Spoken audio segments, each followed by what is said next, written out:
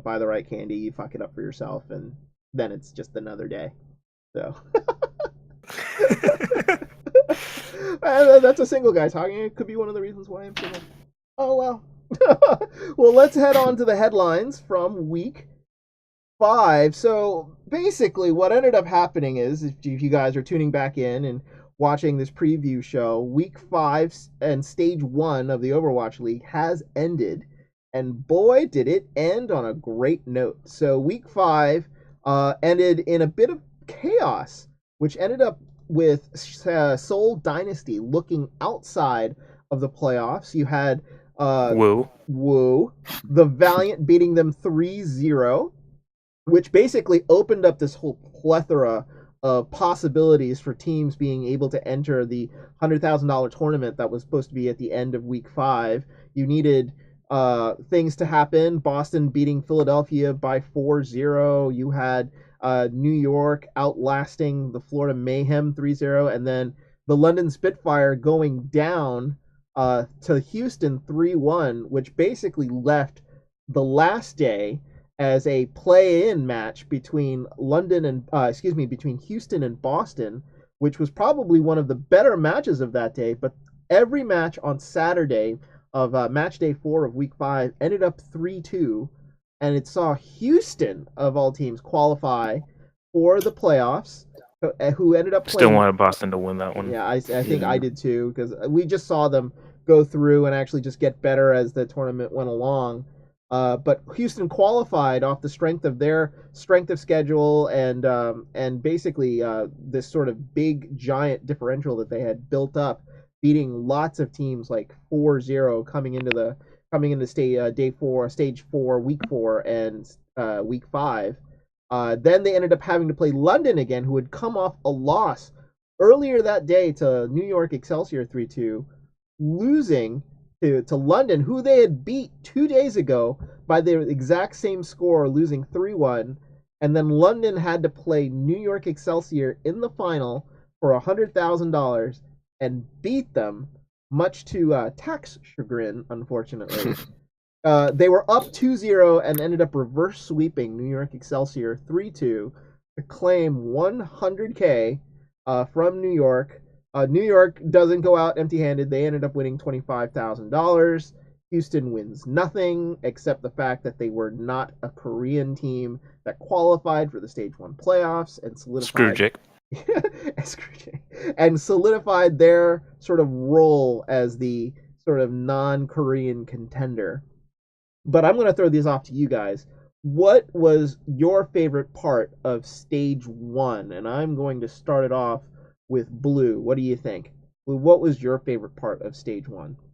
I mean, it would be easy to say the title matches. London losing both their matches that week and then coming back and getting redemption fights and winning both games against the teams that they lost to that week. But I'm going to go ahead and say week 3. Week 3 was definitely the best week to me for just the ending of the Korean streak. 2 teams ended up beating the top 2 Korean teams that are shown right now, in the Fusion beating the Spitfire, and then the Uprising, who's shown a marvelous and spectacular comeback to fruition after their abysmal start. Boston actually losing to the Shock at some point, and then coming out and beating out London, and then showing up to be a playoff contending team.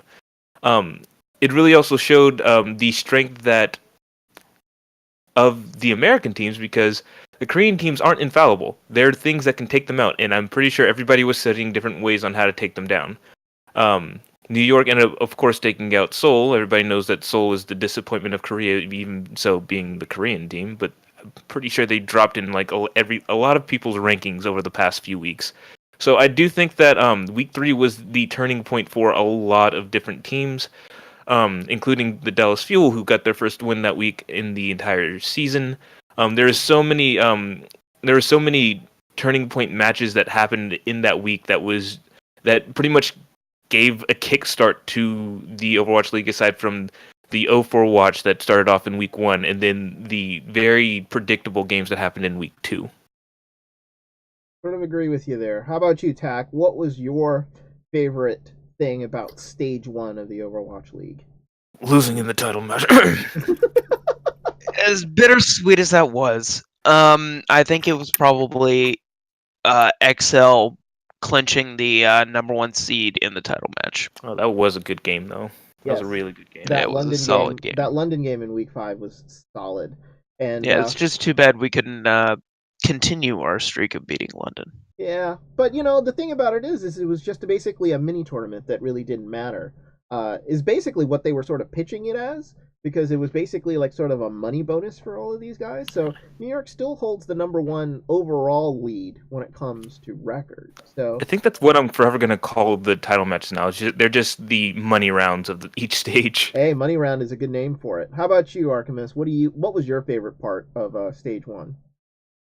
My favorite part of stage 1 was just seeing all the pros get together in such a large number in Overwatch tournaments, and just seeing them improve week to week and how much better they've gotten. Mm-hmm. Yeah, I mean, this might be my opinion, but it seemed like when you basically put the top 1% of all the players all in the same area, you just saw everybody just get better. Even like teams like the Shanghai Dragons and the Florida Mayhem, you saw them progress over 5 weeks.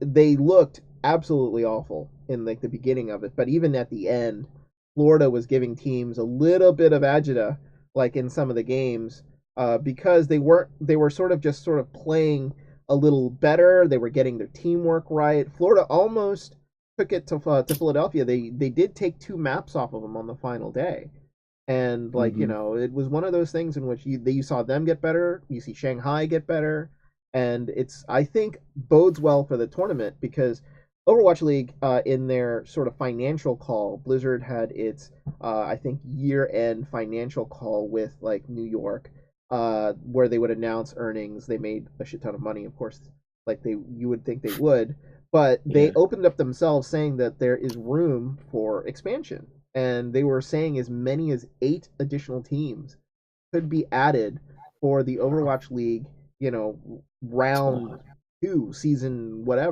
2 or something like that. And that's a lot. And but because they're looking at it like, you know what, there might be a North American stage, there could be a European stage, could be an Asian stage. If the game is as popular as it is and it keeps going, sky's the limit. So like everything bodes well going everything into stage 2. As we said, London wins the 100K.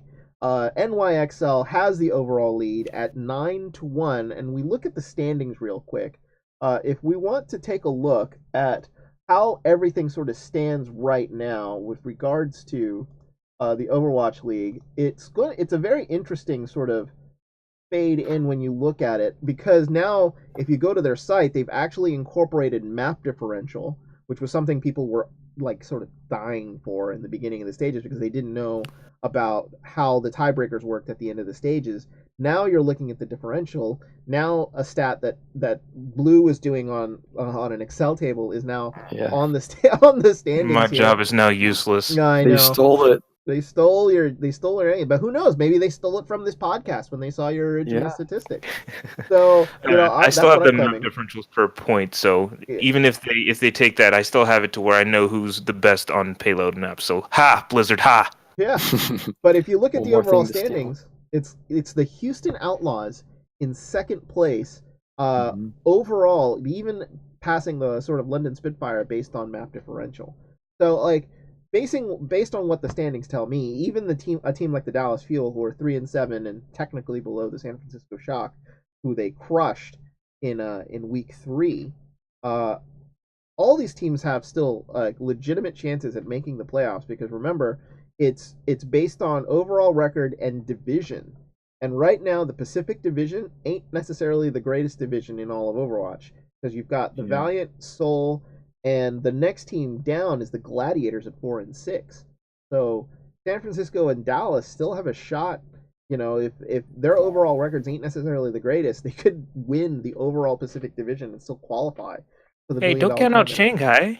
Shanghai has a chance if they win all 40 of their next games. They could. Remember, there are 30 games left, starting with stage 2. So. But that takes us to our third point in our top stories, and that is new players. and changes for stage 2. So, let's talk about the additions. And the biggest one is Shanghai signing 4 players to their roster. Guguri, who is a awesome flex tank and the first woman player in Overwatch.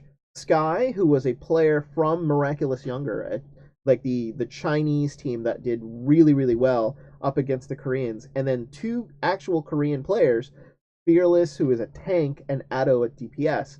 Now, my question to you guys is like, will these changes actually be a benefit or sort of a negative for Shanghai? Because from what I've understood, the real problem Shanghai had was communication and not necessarily player skill. And you're adding 3 Korean players and a Chinese player who has never played with these guys really before. And how is that going to mess up the sort of dynamic that is going on with the Shanghai Dragons, who look like they were slowly getting better as the stage went on? So I'm going to throw that out to Tack here. What do you think on these additions here by Shanghai? I don't know. I think it remains to be seen how they will integrate these players into their lineup, and who they will replace. But overall, I think it looks pretty positive for them. Yeah, Artemis, what do you think? I mean, like, you've watched Shanghai play through like most of stage 1. Like, do you think that these additions, like they added tank, 2 flex players, and a DPS? I thought a little bit like their supports were an issue. Do you think that the change in meta with no Mercy maybe helps this team also? I think the meta change might help them, but still, putting 4 new players in is not going to help the communication. It's going to be pretty bad, and I think they're going to have to pick that up, even with the increase in skill. I don't know. It might take them a lot of time to get the communication down to actually do good enough to qualify. Yeah. And Blue, you look at the statistics. I mean, like Shanghai was sort of woeful in all maps across the board. But this is one of those times in which it's like, is this addition by I mean, is this subtraction by addition, in the sense that like you're getting a couple high profile players. Sky, especially with the Chinese community, is a very, very well known flex player from Miraculous Younger. But then you throw all of this sort of focus on your team by signing Guguri, who is a fantastic Zarya and flex tank overall. But do you think they sort of buckle under all of that, or do you think that it's going to just sort of take them a while to sort of get together and figure out their team a little bit? I think that specifically the 2 that are going to make the biggest differences, and it may be negative and or positive, is Geguri and Sky. Sky, obviously, the support meta between Mercy has been kind of a hindrance to a lot of different teams, and it's gonna die. We're gonna smite it out of the sky with like thunderbolts and lightning. But with that change, I do think that helps them. But the people that they're signing are not necessarily dive tanks. All considering, it's the tank play that usually makes or breaks a team, because that's where most of the coordination comes from. And considering that the Chinese team is trying to keep everything in-house with when they originally had only Chinese players, I think that the coordination might die down just a bit.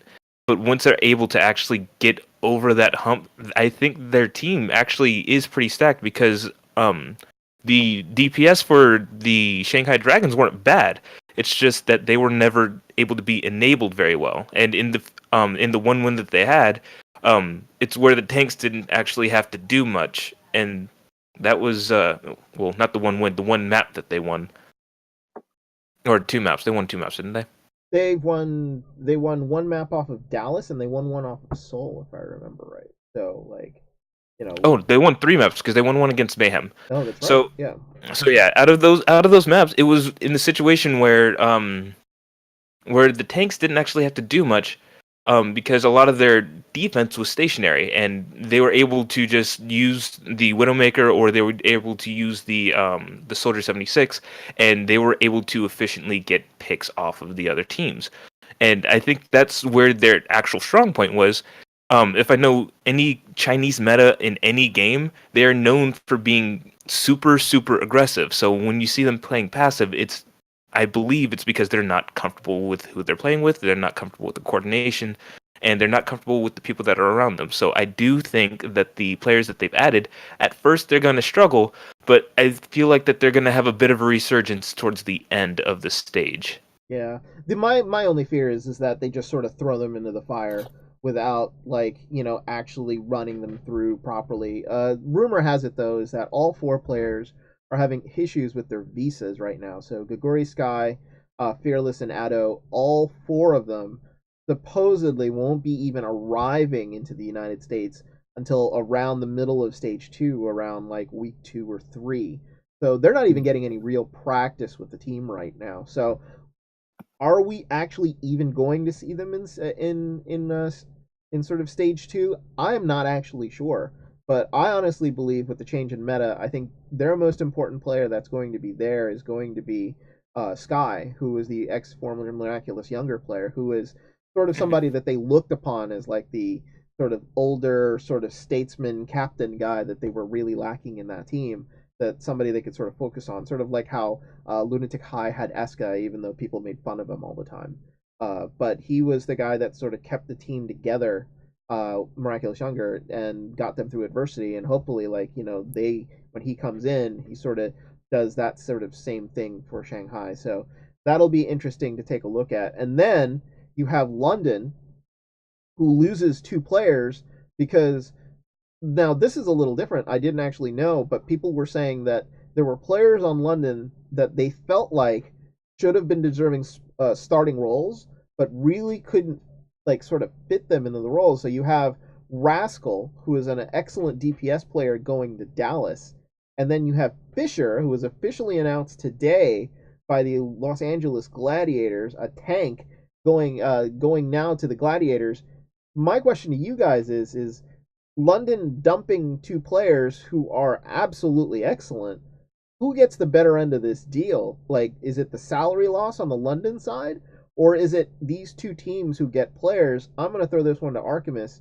Like, do you think that London, was it a mistake by them to sort of get rid of Rascal and Fisher and like sort of give them to sort of opponents on the lower end of the league?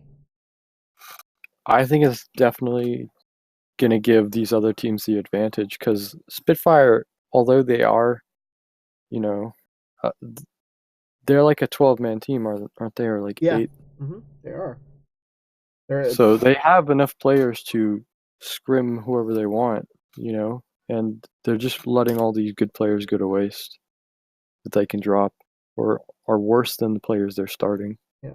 How about you, Tak? What are you looking at with regards to like the players that they lost? Fisher was a main tank, and Rascal was a DPS, but he was an excellent DPS that sort of took over for like anytime they needed to just sort of switch somebody in and out.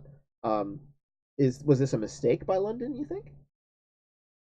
I think that, as I said, as I said about Shanghai, I think that remains to be seen.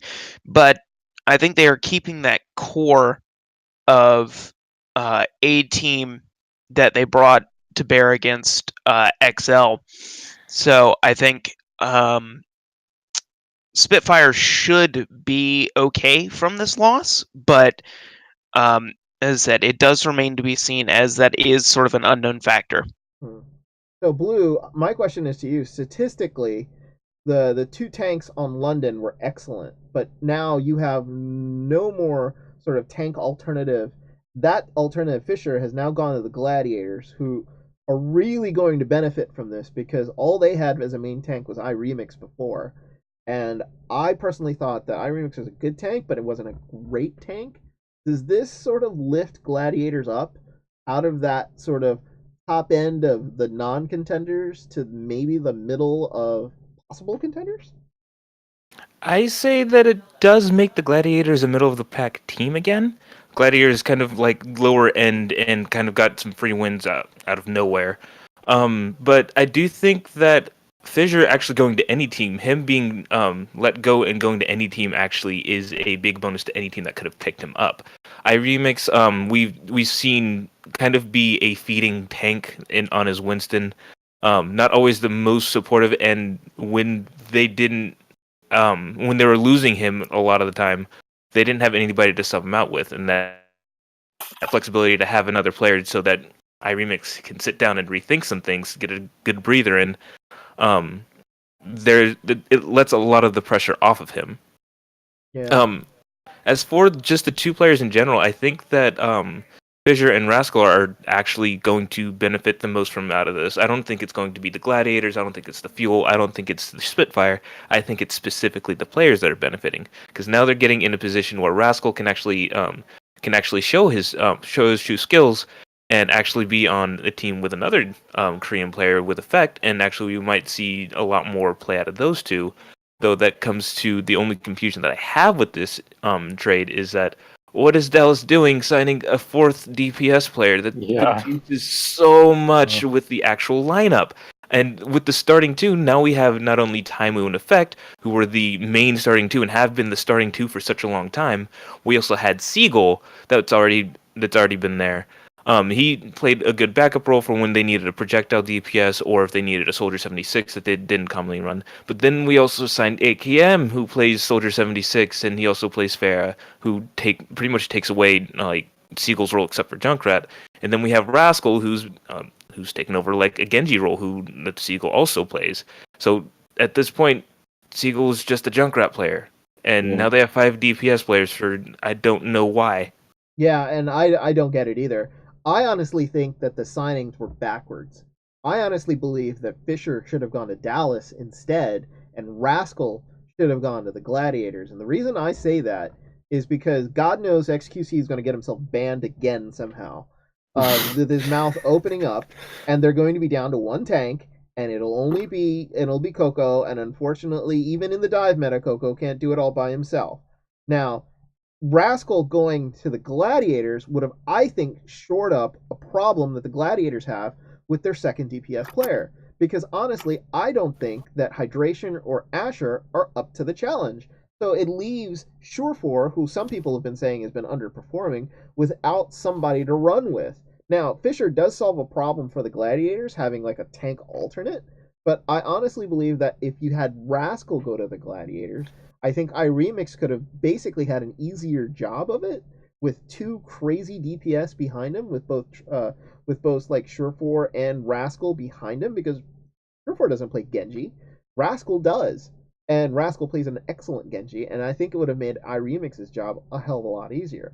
But that's my opinion, honestly. I think that was actually backwards. So. And the same thing goes for if Fissure went to the Fuel, because then, I mean, obviously he'd be able to communicate with Effect. That's like a running thing for coordination, is that Effect doesn't have anybody that he can easily coordinate with.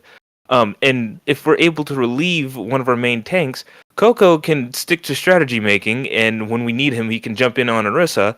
But if they're running dive and they have all these players that can run dive, and XQC for some reason isn't feeling it, isn't actually doing his job well, is feeding for whatever reason, Fissure can jump in there and we don't have to shove Coco in there to do a Winston job that he can't do. Yeah, exactly. So it goes both ways. I think Fissure should have. I think the best benefit for the Fuel and Gladiators was to swap the pickups that they actually had. Yeah, I honestly, I'm completely with that. So it's like, well, you know what's going to end up happening is that we're all going to be wrong, and the two DPS actually rule for Dallas, and then they'll end up winning, 7 out of 10 games in the stage and end up making the playoffs. So God knows, who knows what'll happen in stage 2, just because of this Mercy meta changing. Every team is now back in the contender spot with regards to stage 2, because if you were bad because you didn't have a player that played Mercy, and now you don't have to play a Mercy anymore, Mercy will only be sort of sporadic here and there when you actually want to run a pharmacy, I think you got a shot again. So and Jaehung's gonna ruin the meta again. And Jaehung will ruin the meta, and his Ana will kill everybody. But that's what I have to be saying. And the last team I really wanted to talk about was the Florida McDonald's. So the Florida McDonald's for weeks were teasing these player ads that they were going to have, and of course on the Overwatch competitive boards, everybody was thinking it was going to be DeFran, and of course it wasn't DeFran. Of course, because he doesn't want to be a pro, he wants to stream and have an easier life of it, which disappointed a hell of a lot of people. But their pickups though were actually sort of decent. They picked up Zappis, Saya player, who is an excellent DPS player, an awesome guy. is this enough for Florida to turn around? Because now you have, I guess it was it Zebasai who was playing the Mercy, who Yeah. basically wanted to kill Yeah. himself probably by the end of stage one. So it's like he gets to go back to playing, a Lucio or something else other than that. I mean, it frees up the hero pool for a lot of the Florida players who were just sort of chained up by this sort of Mercy meta. And these additions now, you have their tank, who wasn't really a tank at all, now is going to be relieved with Zappis coming in, who is an actual tank that can sort of lead the line for Florida and maybe take some pressure off of them. Uh, what do you think of these pickups by Florida? Do you think they end up winning a game in stage two, Blue?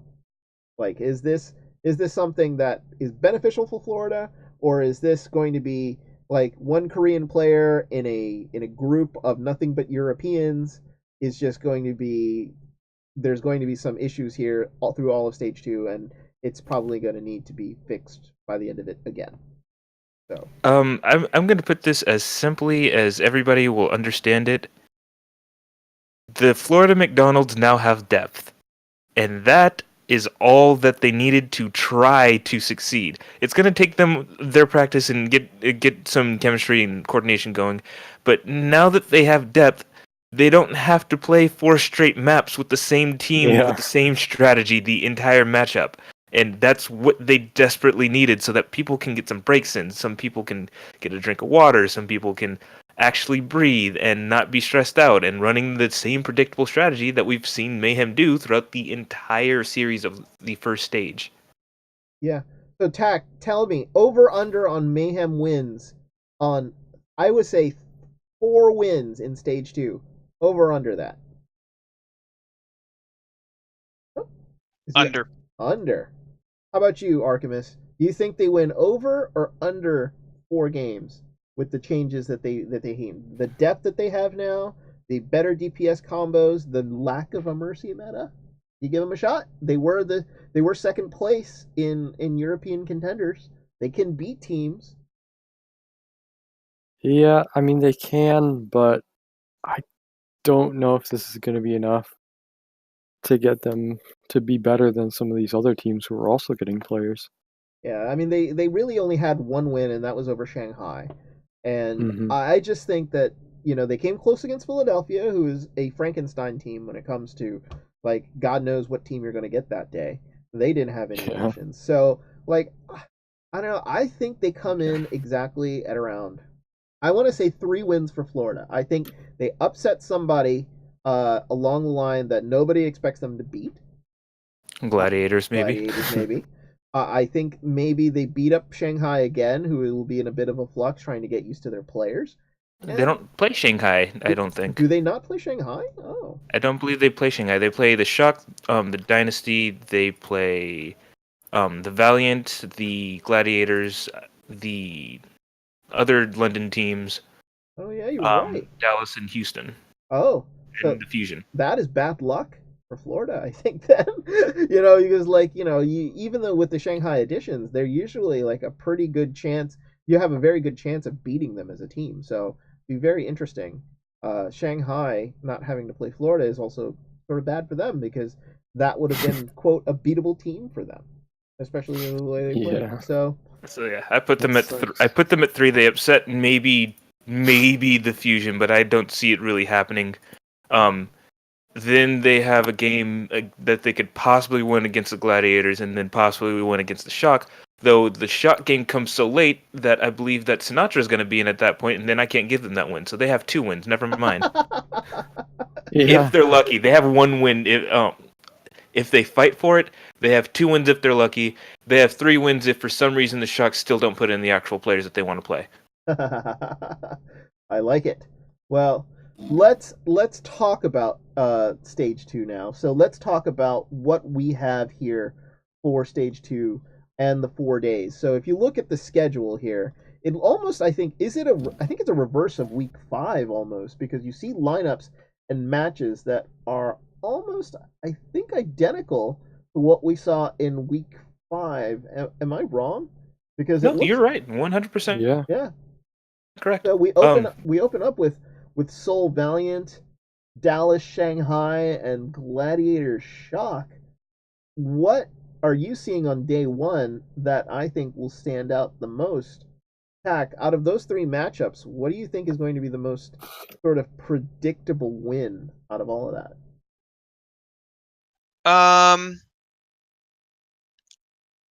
You're saying for Wednesday the 21st? Yeah, I'd say I mean, if you're going to dumpster a game and you think it's going to be an automatic win for a team, is there one in day one? 'Cause probably Gladiators and Shock. yeah, I mean, like that's probably a game because it's so late on the East Coast too at 11 o'clock, and with Yeah. two teams who are just sort of middling. I don't know if that would be actually sort of watchable. How about you, Blue? What do you think? Is there a must watch here, or is there a sort of like, are there two sort of bad games? Because I know you'll be watching Dallas, but what about that Seoul Valiant game? I mean, that's a good thing to open up stage two with, right? It's a good old rematch of 2 weeks ago. It's probably one of the better. I believe that's going to be the best match of the night, considering that the Valiant 3-0'd Seoul and fresh out of the Mercy meta, Yu Jae-hong doesn't have to play Mercy anymore, or Toby or whoever was playing Mercy at those points, because I believe Yu Jae-hong ended up going over to the off healer at some points on Zenyatta. Mm-hmm. Since they don't have to fill that role as Mercy anymore, he can stay on his Ana, and then everybody else can do whatever the heck they feel like doing, and I think that's going to go to Seoul. That, I think, is going to be the best matchup, but I'm actually thinking that it's going to be pretty one-sided just because of the change in meta. Yeah. How about you, Artemis? Are you with Blue on that one, or do you see like a hidden gem, anything, anywhere in day one? No, I pretty much agree. Soul's definitely going to step it up and might wipe Valiant, and the Dallas Shanghai game I would hope would be a little more fair with those new players coming in, but oh yeah, they don't come in, do they? No, because of the visa That's issues, right. they don't even get them until maybe week 4. Yeah, I'm gonna give that to Dallas then. Yeah, and then you're looking at Gladiator Shock. I mean, I don't That's think kind that's of a meh game. it is a meh game, but they're in LA, so like they've got home team crowd supporting them, so I guess that'll be okay. Yeah. Yeah, so not really exciting. I'm thinking you're right. Full Valiant, great way to open up stage 2, but other than that, hopefully Dallas gets the win. I mean, like maybe Shanghai's been sort of locked in their house for the last 2 weeks, just sort of practicing. That's what I'm thinking. Is like they came out against Dallas like like they had a shot in week 5 in stage 1, so it was closer than Dallas actually wanted it to be.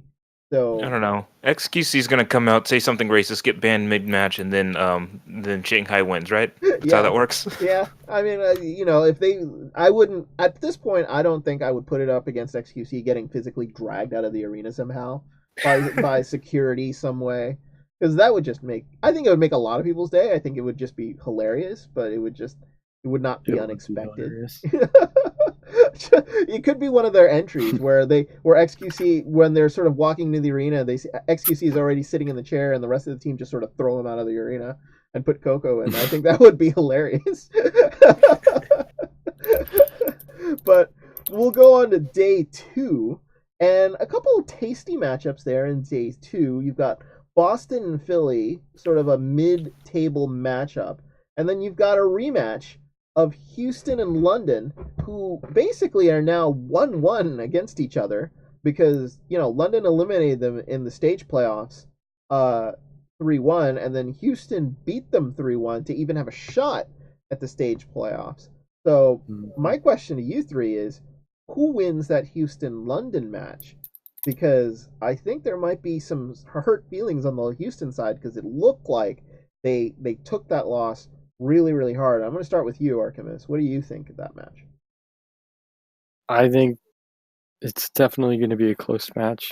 Both teams want to prove they're better for this second place spot, and I think Houston's going to show up. Yeah. How about you, Blue? What do you think between London and Houston? That's a battle for second place, pretty much, because you got identical records, but it's map variance that sort of keeps them from basically second and third. So, who do you think comes out on top? I want to see Jake solo ult McCree again, teabag him, and then lose the point. Just to just feel stupid for doing his idiocy. Like, why did you solo ult McCree when that could have been used to help your team? You're an idiot. I hate you. London wins 4-0. How about you, Tack? Do you want to see stupidity come out from Jake, and then that'll cost them the Outlaws, or do you think that the Outlaws actually have a shot of winning this? Or you could again die from a against car London? again. I think London's gonna take this. Probably with a little more contention than Blue here would like, but I do think London is gonna take it. Yeah. I'm salty. I hate Jake. You know, the thing that people haven't talked about Houston with is the fact that Houston actually had a Mercy player compared to the other teams. And I wasn't sure if their supports are as good on the other players as some of the other teams. But that's supposed to be said. Houston's actually a decent team. So I give them a fair and even shot here against London. I don't think London wants to come out losing to Houston on day one. So I'm going to give this a 3-2 win to the Spitfire myself. But we're going to skip over the NYXL match because, Tack, unless you think that there's going to be some sort of miraculous Florida win, I mean, what is your prediction of NYXL Florida? Because I'm thinking 4-0. What do you think? I'd agree with that. Yeah.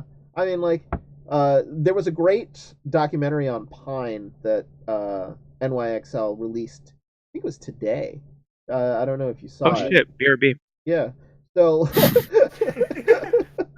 so it goes into how he was like, he was sort of prescribed. He was diagnosed with ADHD as a kid, and didn't have any friends until like his second year of middle school.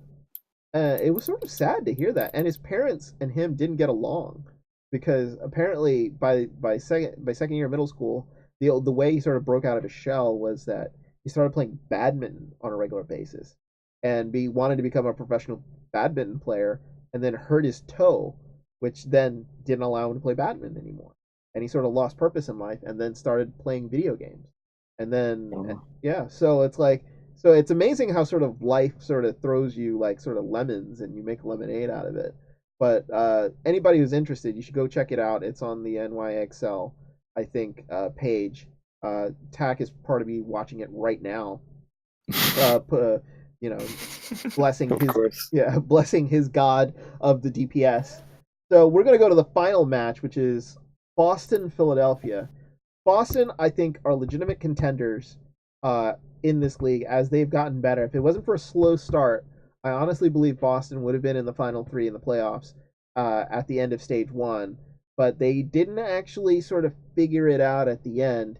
Now they don't have to play with a Mercy, and this is another team that had a fairly decent Mercy player, and now will go full dive without a Mercy against a Philadelphia team who basically plays to the level of their opponent. You see this in sports a lot, where a team will be excellent against the good teams and then just look like utter trash against the bad teams, yet still pull out a win. But you just Rip the Chargers. Rip the Chargers. Rip the Redskins, another perfect example of a trash team that only plays trash. But going into this match, I think this is the most even going into this. So, Blue, tell me, who wins Boston Philadelphia? I mean, it's a rematch of the Super Bowl. I think that oh, you know what? That might actually play a lot into it. What I think is that the fans are going to go nuts, and then Boston wants to take this win for themselves because they couldn't get it for the Super Bowl. I think that Boston takes this one, mostly because I think with Philadelphia playing to the level of their matchups, Boston still has like a moniker of being a middle of the line team when they've shown that there's so much more than that. And I think that kind of weird aspect that we throw into that is going to be the biggest contributing factor, ironically enough, in my eyes. How about you, Archimus? Philadelphia is your team. You support them. Like, are they going to pull this one over Boston? Or because Boston sort of housed them the last time they played, and Yeah. and I'm thinking Philadelphia wants a little bit of revenge, don't you think? Yeah, I definitely think they can win this. And I think the Mercy meta changing also really helps them to kind of have the ability to switch their healers out with the Neptuna, who played Mercy a lot of the time, and Mhm. Dayfly, who was forced onto the Mercy. Yeah, And and I think that really will help, but I still don't know if they're good enough to beat this new and improved Boston Uprising. yeah, I don't know either, but it's going to be interesting. Tack, have you finished watching that documentary? Yeah. But I want Philly to win because fuck Boston. Oh, there you go. There's the commentary. The thing about it is, it's like I think this is the most even match of the day. Maybe Houston, London, but when you're talking about middle of the road teams that are going to be fighting for that like last playoff spot, I'm thinking Boston and Philly have everything to play for. Every win between these two teams are going to be precious, and you don't want to drop an odd map here and there between teams that you know you can beat. And I think in Boston's case and in Philly's case, this match on Thursday is a matchup of two teams who know that they can beat each other, and they just don't want to drop it. So I think that adds the special tension there in day two. So now we go on to day three, and we have a rematch of the Stage 1 playoff championship between London and New York. And Tack, I'm going to give this one to you. Does New York get its revenge on London in this game, or does London sort of say, hey, it wasn't a fluke that we beat you for 100K, we're going to beat you again? That really depends on if XL shows up and doesn't take a nap before the game. so so I mean, you watch Excel on a regular basis. Do you think they should have just kept their lineup in that final, and just because they were dumpstering them literally 2-0 at that point, and then they send in Janus, and they switch up their tank lines, they switch up a little. I think they took Sabiobi out for match 3. I think. I mean, Yeah, it's they like, shouldn't have taken SBB out. Honestly, they yeah. should have just kept if it ain't broke, don't fix it. And that's my philosophy as a coach, and I know that it's been to the detriment of players that are talking right now, because we run a team.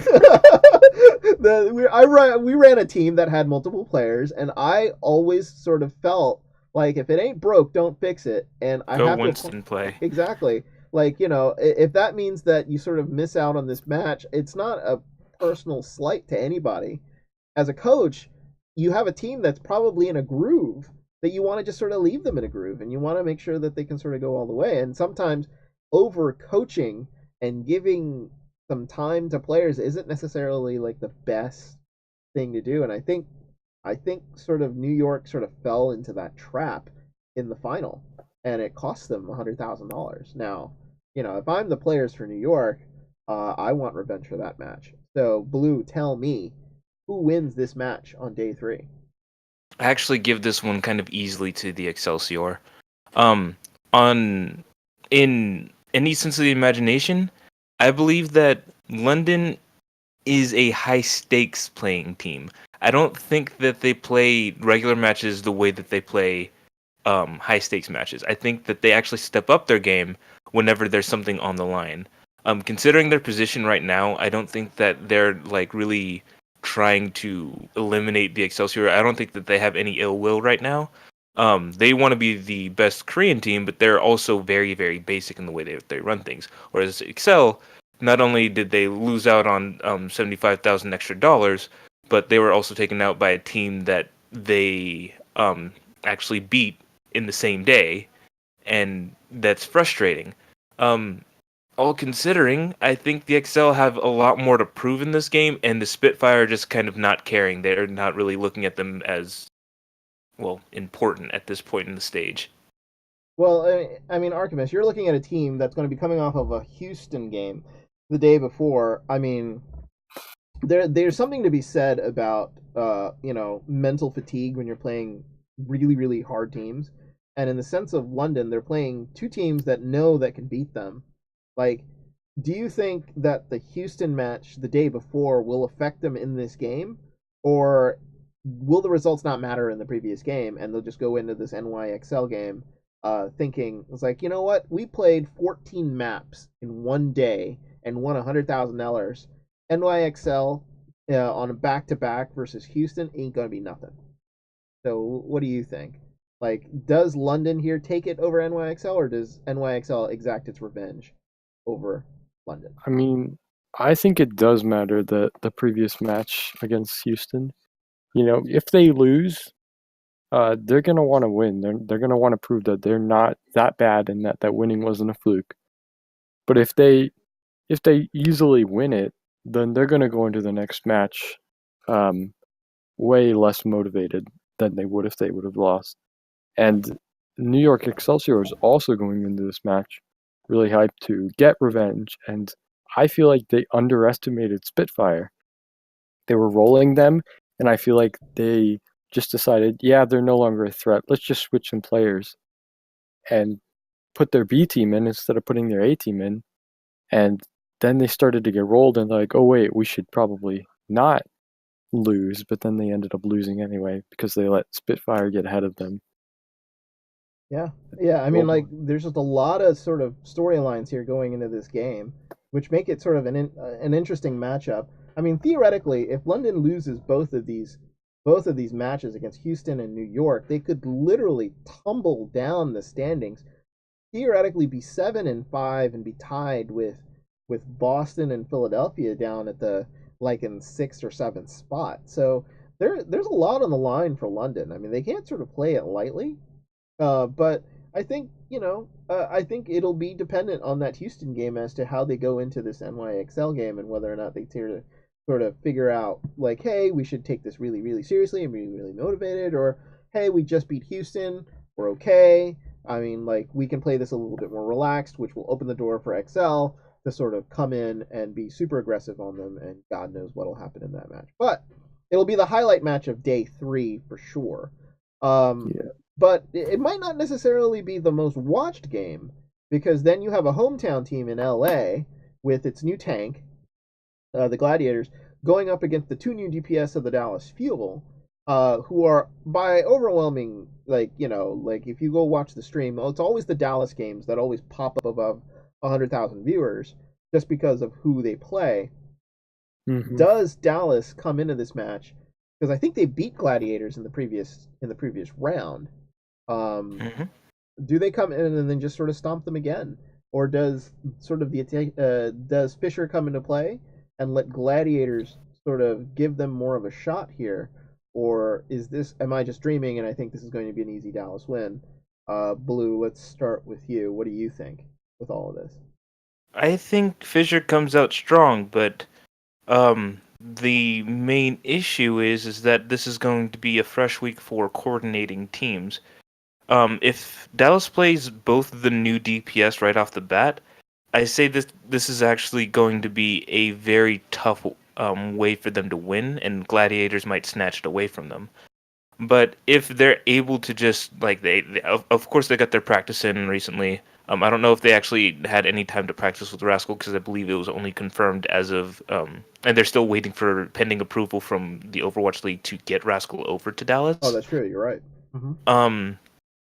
I believe that if they don't play both of them right off the bat, then Dallas can run away with this match easily. How about you, Tack? What do you think with regards to this Dallas Gladiators match? If Gladiators shows up to play, I think they can beat Dallas.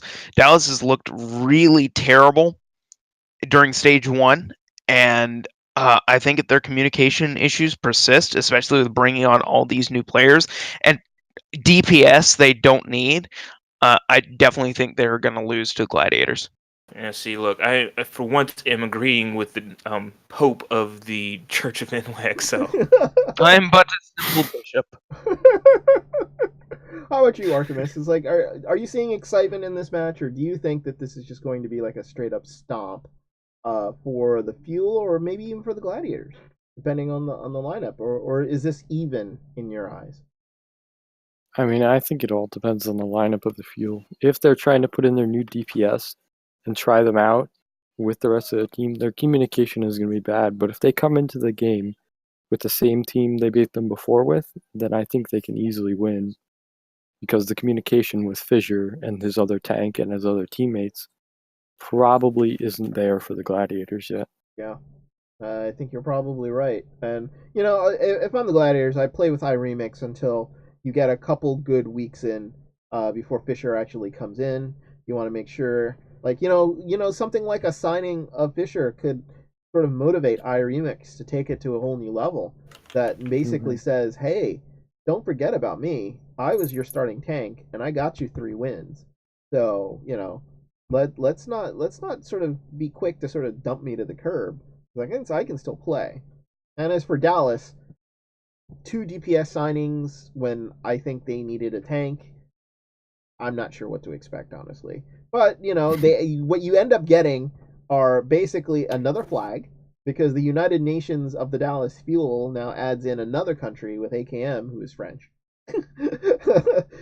I just thought of something. I thought of a that? possible reason that they might have as to why they signed 2 DPS. What would that be? My revelation was Team Canada for the actual Overwatch World Cup, running triple DPS with XQC at the head of the front, playing only Winston as the only tank. They might be trying to do a triple DPS comp every now and then. I wouldn't actually put it past them, because, I mean, basically they spent all of stage 1 playing weird comps in all of these different matches and stuff, thinking they can go in and sort of overwhelm people with playing different characters on stages, and to a point they surprised the hell out of some teams, but as soon as the team adjusted, sort of Dallas was sort of stuck holding the bag in pretty much this. But this Gladiators game, and possibly even the Shanghai game in the very beginning, could you see a triple DPS comp where you stick, AKM, Haimu, and Seagull all together with like XQC in the first match, just trying to run riot on the sort of backline and sort of squishies of Shanghai. Might be interesting to see, but we're supposed to be getting more experimentation from the Dallas Fuel. So it could be that XQC behind the scenes, while he's been suspended, has been teaching them how to play triple DPS. So who knows? Might be interesting. And they do have what is it? They have Harry and Chips, who are by far 2 of the better supports in this game that could run pretty anything. They could run quad DPS if they really wanted to. Put Harry on the soldier and God put everybody else on. I love Harry hooking his soldier. Yeah, I know. Well, the thing about it is like when they did the analysis as to Lucio players, the reason Harry is so effective is because he headshots with those Lucio orbs that he fires from his gun. I think something close to 30% of the time or something like that. It's utterly insane. He does a shit ton of DPS on Lucio, which, if you can actually get those things to hit properly, do pretty decent damage, and was one of the reasons why he's so effective. So, Dallas going to be running some crazy comps. I think they'll still be a really, really fun team to watch the entire stage 2. I'm just skeptical of them getting more DPS. Next thing you know, you're going to be getting Defran. They're going to win the Defran sweepstakes and have like a please no. I don't want the Defran. I would love it because they could be one of those crazy teams that just keep signing DPS players, because that would be hilarious, and that would be funny, and it would just provide them with just more fodder, and they add another streamer to the game, and it'd be great. So the last match of the day is actually a question: is like, does Seoul overcoach themselves again against San Francisco and play Guido and Munchkin and all of these crazy players that never get the light of day against San Francisco and losing map differential? Or do they go balls to the wall after playing Valiant on day 1 and just basically try to reassert their dominance in this league, when it's been shown that Seoul is a little vulnerable? Like, they don't play their main players, they don't necessarily win. So, like, Artemis, is this a game that you see Seoul go for the jugular and try to crush San Francisco? Or do they get cute and start playing players that I don't think we normally see on a regular basis, and then put themselves in trouble, and then have to pull Jae Hong and Toby and Fleta out of the closet who they thought they were going to give a break to, and have to win them the game again in the second half. I think they're gonna go for it. They're just gonna crush them, and I think they are probably going to use their B team and do it because I don't think Shock is up to par of beating them. How about you, Tack? What do you agree with Artemis, or what do you think? I was like, does Seoul get too cute with San Francisco, or do they just go for the jugular and just go for the win right away?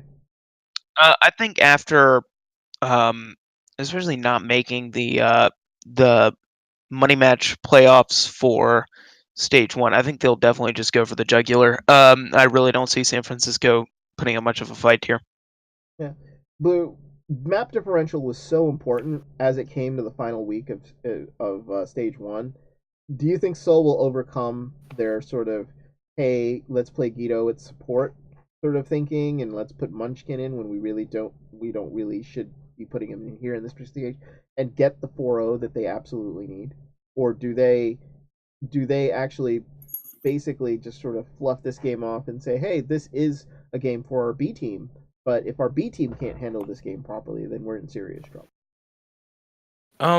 Ironically, I kind of look at this game and I say to myself, the Dynasty still look at themselves as the top team in the Pacific.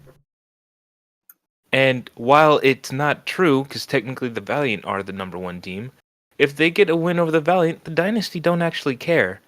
And I think that's what's gonna be hurting the Dynasty the most here, is that they're so disciplined in the way that they think, and with any Korean team, they're disciplined in how they should be running things.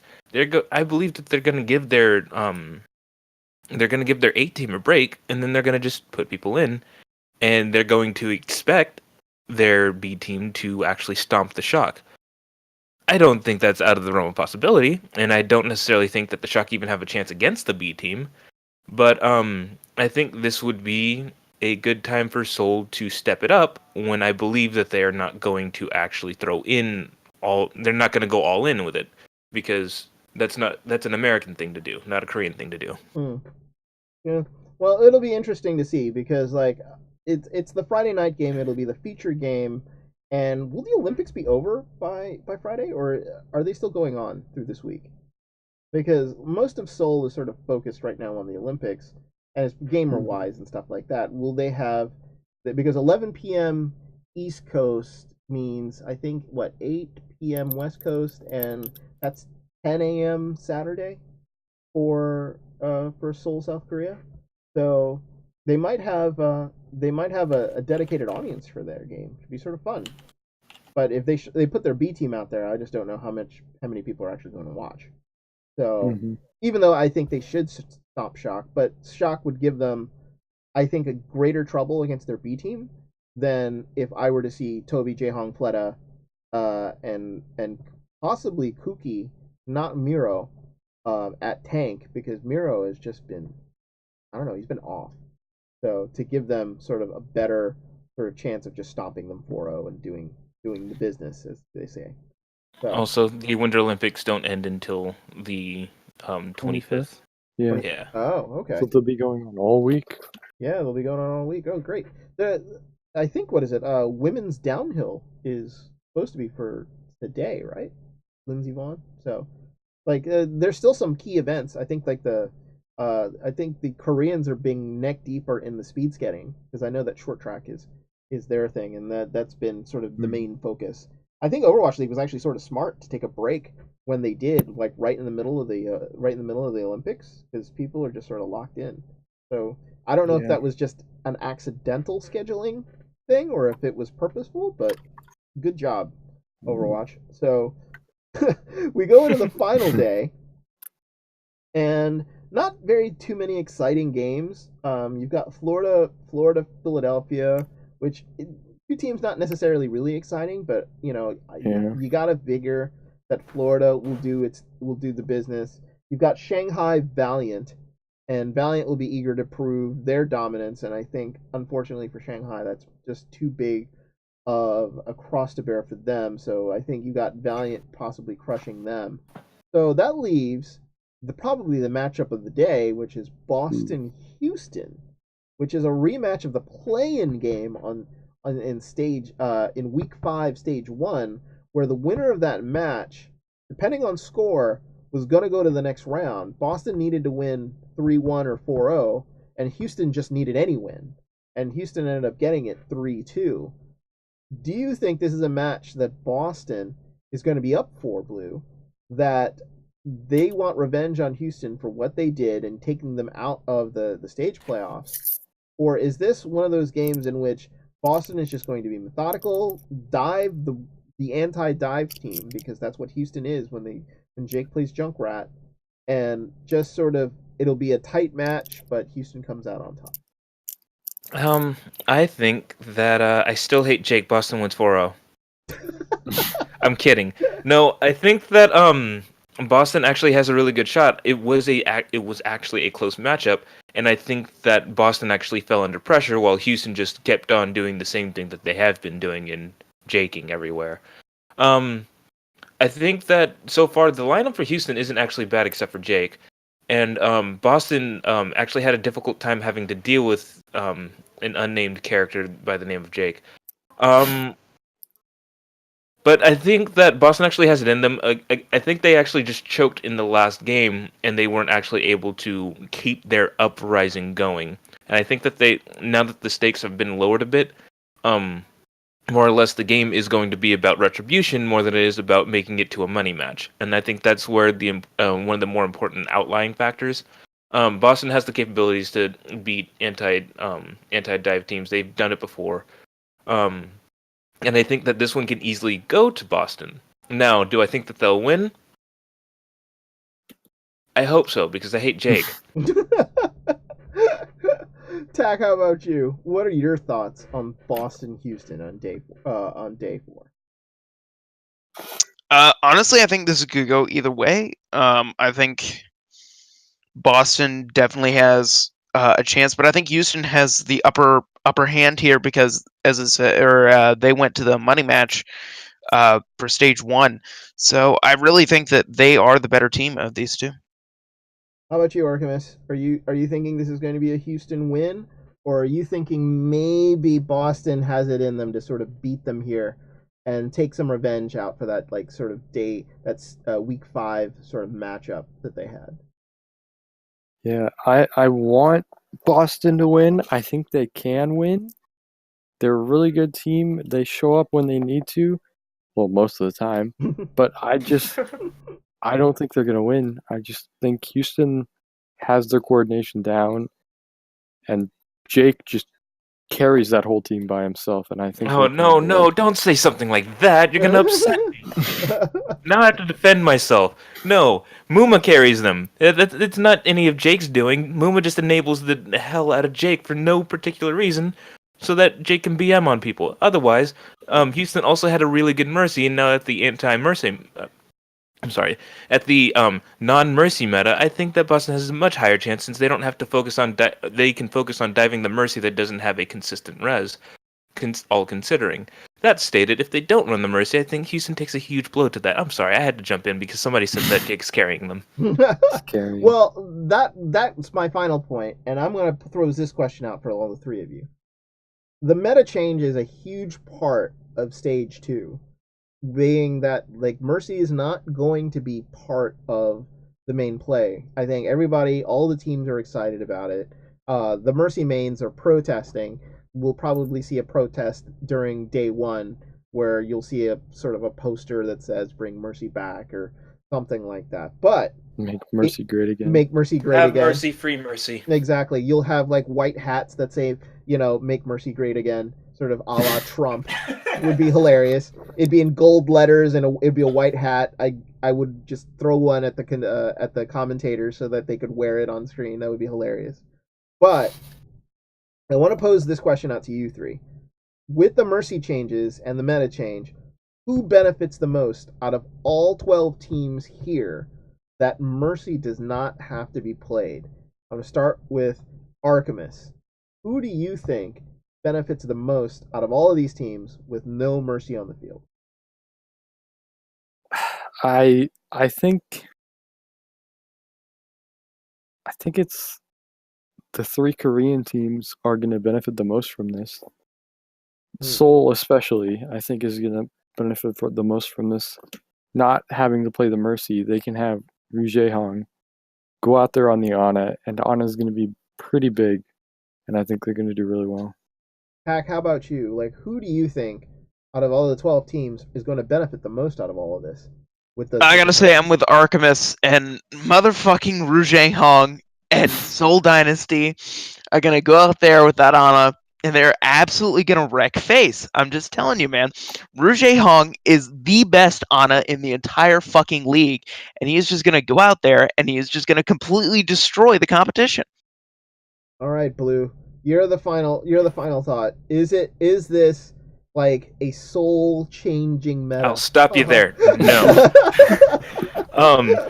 I don't think that Seoul benefits the most from it. Specifically using those words most. I think that the Dynasty are the second most that are benefiting from the Mercy changes. You know why? Because there's one other team that hates running Mercy more than Seoul, and it's the Dallas frickin' Fuel. Nobody else hates running Mercy as much as them. They hate Mercy. All of their support players are known for playing other heroes. You hear the Lucio, they like the Ana, they like the Zenyatta. They hate playing Mercy. And if you know anything about the Fuel, they hate being restricted to metas. And obviously, Mercy pretty much dominated them in the fact that they always had to run her. Now, if they're not relying on that, what do they have again? They have Harry Hook back on his Lucio. Oh my god. They have Chips on the I believe it was Diana. Diana was fantastic. We have Well, you have Custa on the Moira, right?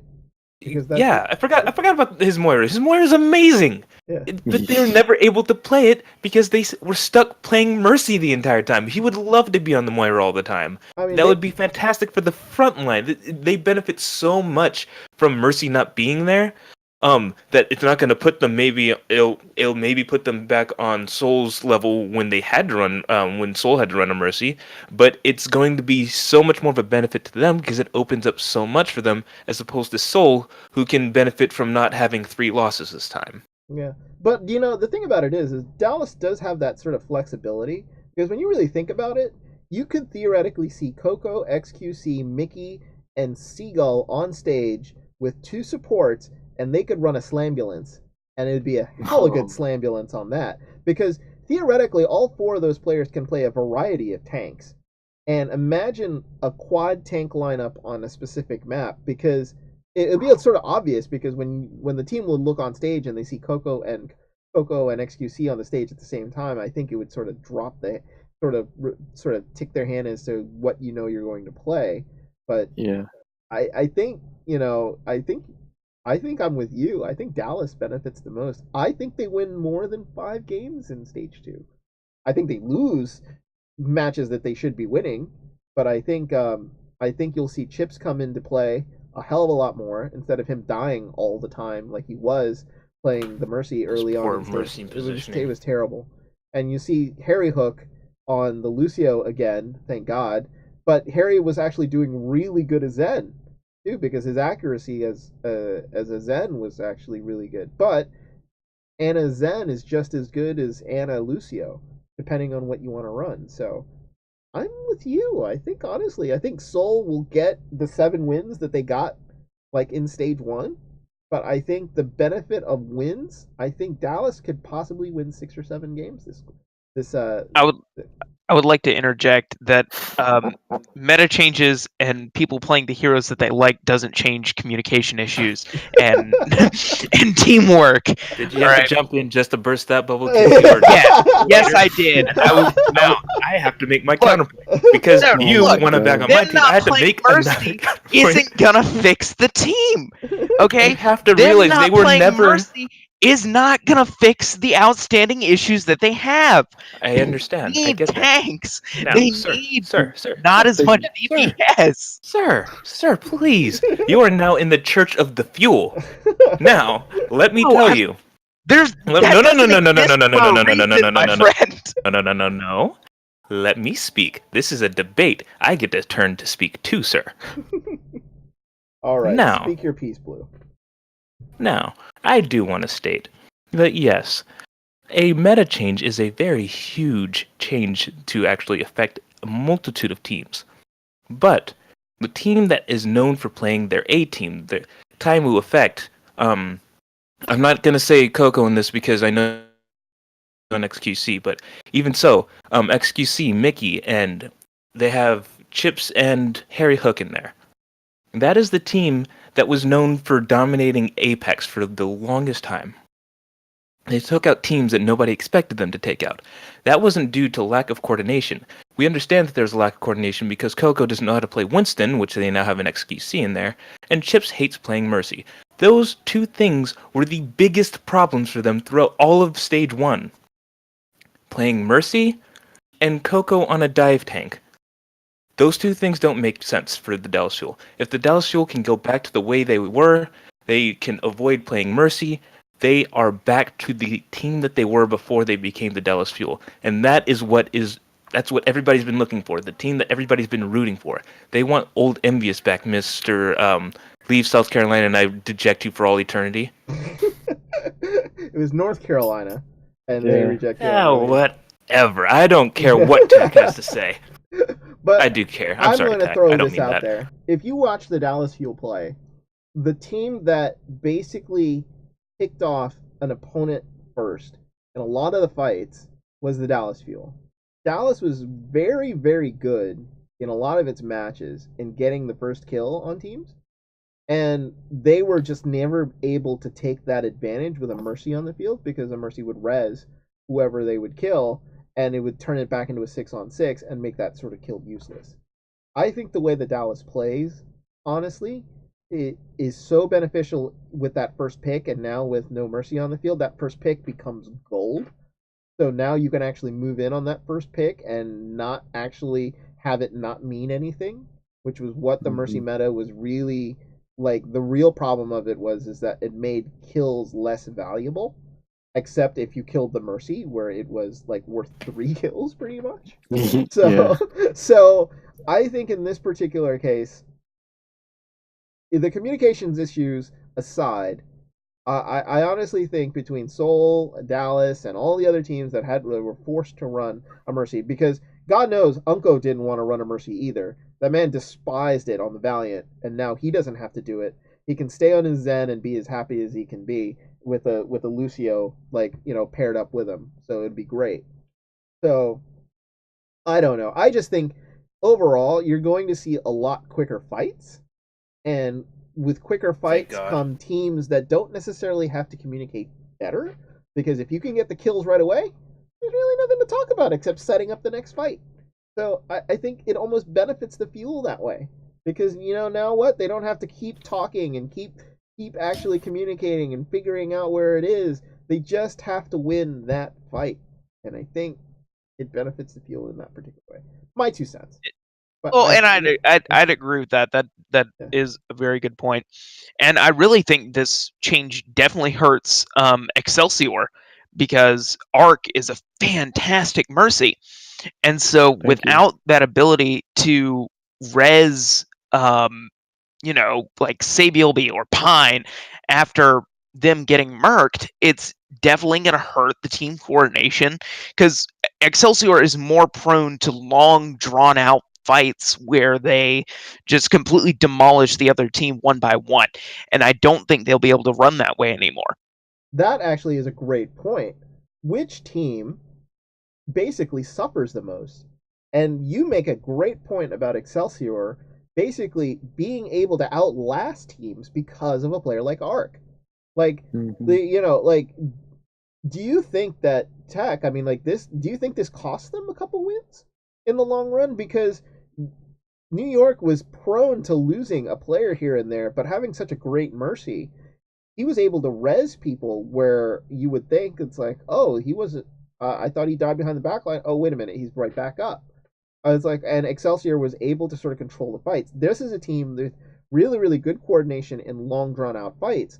Those long, drawn out fights are not going to be there as much anymore, and is going to take away from. Do you think Excelsior is going to be the team that's going to lose sort of the most of the benefit of the Mercy meta? No. And I say that because XL has always been a really adaptable team. If you look at their fights, they always are able to look. If they lose, say, the first fight, they usually mix things up so that they can better attack the enemy team. Uh, asterisk on that, definitely dive comps they have struggled against. So definitely a little asterisk on that. However, I do think that Arc is a fantastic player all around. I think that they will be able to plug those holes and be able to continue that sustain even without the res. I think they will find, because if you look at their supports and their DPS, they basically have 3 DPS out there between Jonak, Sabiel Beer Pine, and Libero. Yeah. and Libero. Thank you. Mhm. And so I really think that while the Mercy changes definitely hurt, I don't think it'll be as say difficult or difficult's not the good word. As rough as everyone thinks is going to be. Well, then, who do you think, Pack, is going to suffer the most from the lack of a Mercy on a field? I really don't know. I think a lot of the teams that have excellent mercies, such as Excelsior, are definitely going to hurt. But I really think it's up to the team. I think whichever team isn't the most adaptable in being able to fill that hole of sustain is going to hurt the most. So I don't know what team that is, and I can't really speculate in that direction, but I definitely think that whichever team can't fill that hole is going to hurt the most. Artemis, what do you think? Like, who do you think is going to be, like, whose sort of change in fortune does this actually affect the most, like, negatively, with no Mercy on the field? I think it's definitely going to affect Excelsior by a decent amount, but I think also Philly has to watch out for this update because they do have good other support players, but they lost a lot of fights because they lost a few players and then all died because of it. And I think they do that a lot. And I think it may leave them pretty vulnerable. Hmm. How about you, Blue?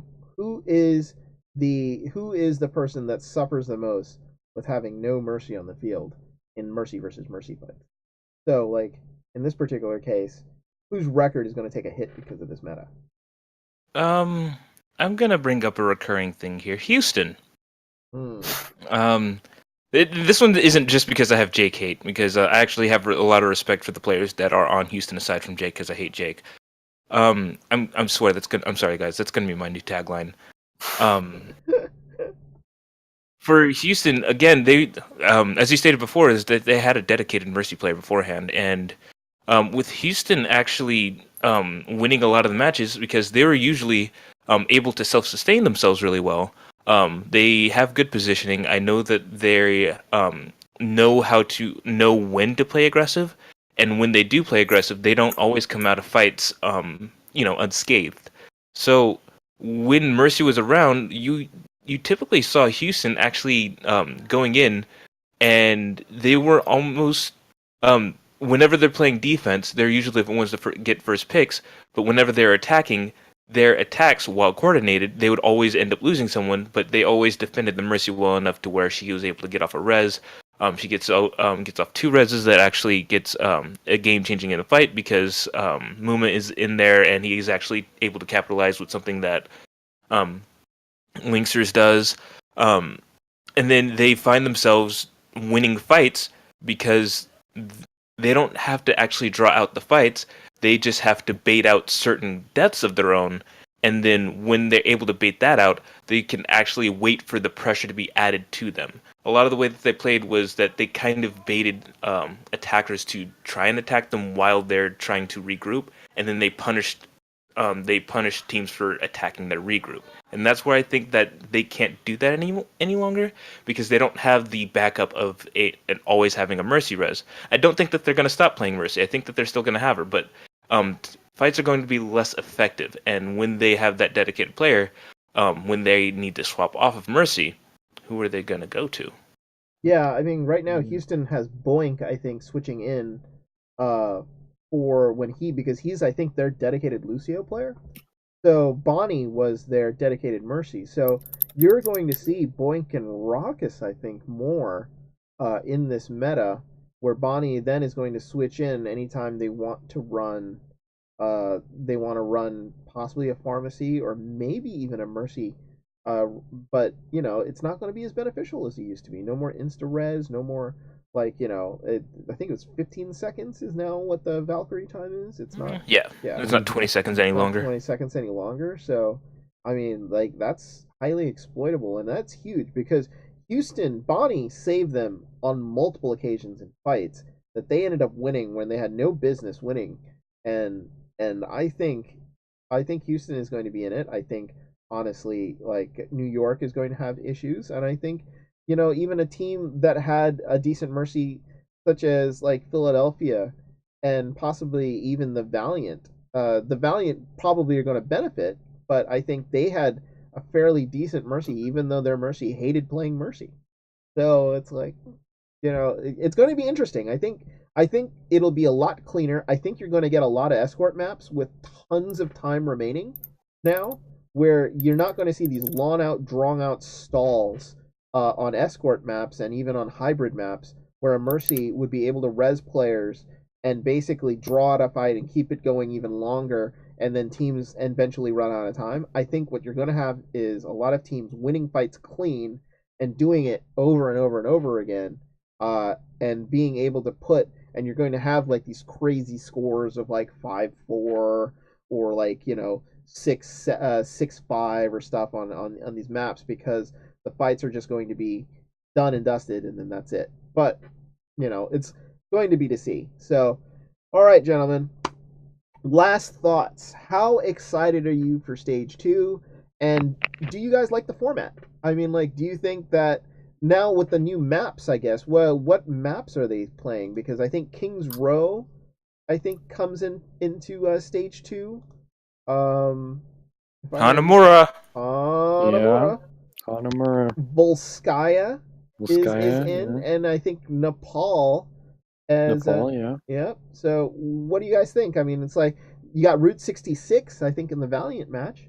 It was the Mm. Valiant Soul match. It was like, what do you think of the map lineup? Is this going to be as boring?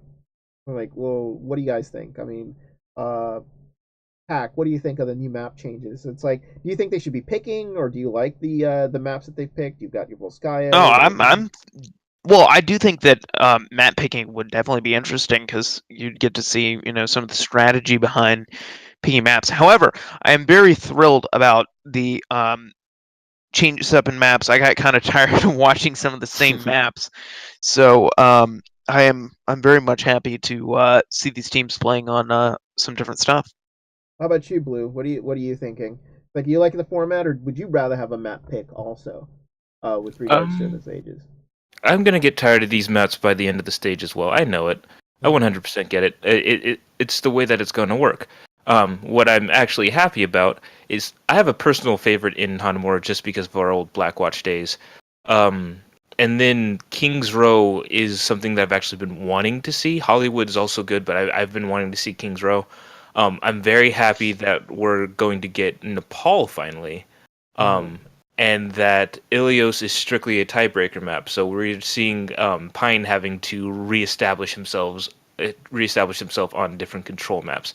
So considering he hasn't played on Lijiang Tower, I don't think he has played on Lijiang Tower, and we haven't played Nepal yet. Usually Sapoyobi's in there. So I'm interested to see how NYXL chokes on that map. And I can't wait to see Jake lose because I hate Jake. All right. I have a lot of salt and hate for Jake as of the past few games that they played. I'm sorry, guys. It's all right.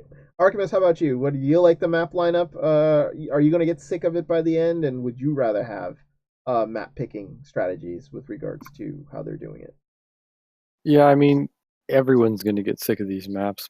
The players, especially playing these maps over and over, are going to get sick of it. They're going to be practicing it. They're going to want to get it over with.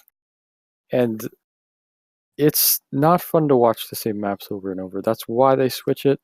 And I think the map pick would probably increase views towards later in the stage, with retention. Because a lot of the people who would watch in the beginning, the views would dwindle and dwindle, and then they would spike again at the last match just to see who won. Yeah. Well, I think like if you're going into like a 5 week mini tournament, which is basically what these stages are, I think map picking strategies would have been really nice. Even if you don't have like if you just don't reveal the map to people and you do a coin flip on the first map, and you have one dedicated first map, but then the teams get to pick the next three out of a Yeah. pool of 3 or 4 maps. I think it would provide a little spice. I think it also provides a little bit of strategy because teams can specifically sort of game particular maps. You think it like, oh, it's like you're going into a hybrid map. Boston's really bad at what is it? The maps this week are Hollywood. This stage are Hollywood and Kings Row. Say Boston is really bad on Hollywood. Boston, if they had the choice, would always pick Kings Row. So a team opposing them would be like, well, let's always play Hollywood because we know Boston sucks at it. And like it would pigeonhole Boston into a particular sort of game that they would not be comfortable with and give a team who had just lost a previous map an advantage, and that's what it'd be. I think it would make a little bit more interesting Overwatch, but I think they don't do it is because you don't want these teams practicing. How many maps are there in the game? It's like 18 maps or something like that in the game. Not knowing exactly what you're going to play from week after week. I mean, it put a little undue stress on the players, but that's why they get paid the big bucks, right? I mean, it's like you're getting paid professionally to play a game. You should be able to know how to strategize every single map. That's The just me. only reason I think that they wouldn't be able to implement the map picks is because of the way that the Overwatch League has told the teams that they have to do their substitutions, and you can't strategize your substitutions when you don't know what map you're gonna play, and then you just throw it on the teams like, hey, we're gonna sub in Pine. That was stated when they were playing on, say, Volskaya. We're gonna sub in Pine because he's gonna do control map. And then they, the opposing team, let's say the London Spitfire, say, okay, we know that they're going to sub in Pine for the control map. Let's play Lijiang Tower. That's the one that they never play Pine on. Yeah. It's the basis into the idea, and then, like, it's expected.